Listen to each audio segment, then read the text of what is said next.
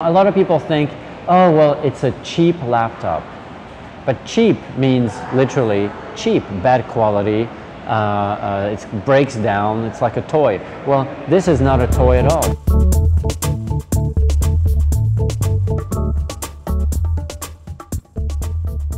The One Laptop per Child is an initiative that was started by Nicolas Negroponte at the MIT Media Lab.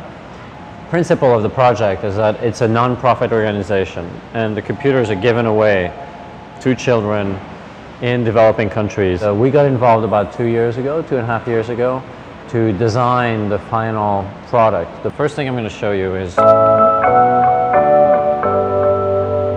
this is the Edge of U2 and Bono, who created the music when it launches. Bono was one of the first people to review the very first prototypes a 1.5 years ago. He said the amount of pride that this was going to give them, this was given to them, and it was of high quality, high grade, materials, and well made, was going to change their lives. And these Wi-Fi antennas allow the kids to create a mesh network, which means that without a connection to the internet, they connect to each other and they can do projects together. They can do video conferencing with each other. They can create a little piece of music on the computer and then send it to another child or be in a group that continues with the music piece. So these antennas are essential and they're technologically very advanced compared to any other antenna ever made. It has a keyboard which is made out of a single rubber piece, which means that languages can be customized in this very, very fast.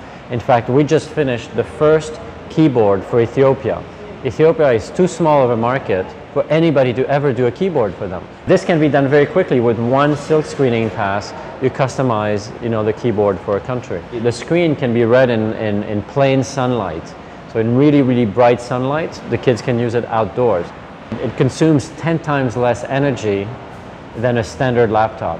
In fact, this was deemed the greenest computer ever made. You can charge it by hand with a pull crank.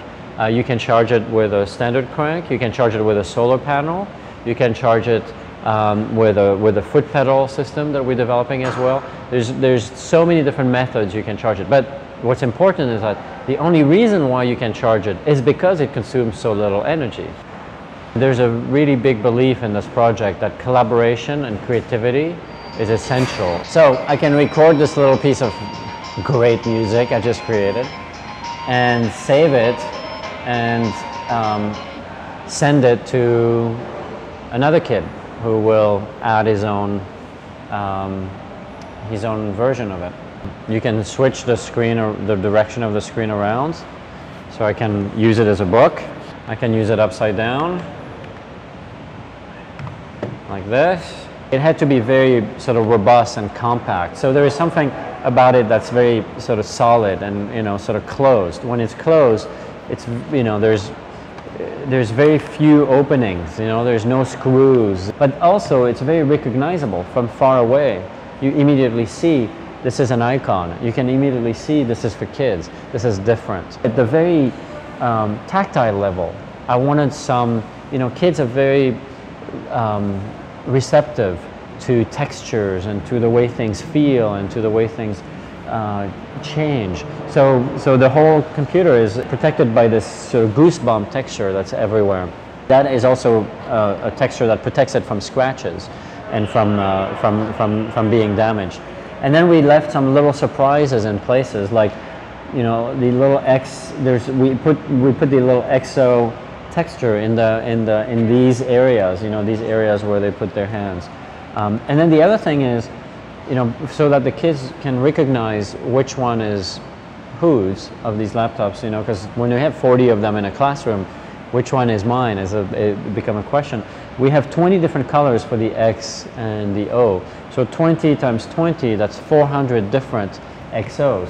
What I was looking for too is from an emotional standpoint is, finding sort of new and different connection points, creating little secrets for the kids. The fact that children always sort of carry things in a nonchalant kind of way, right?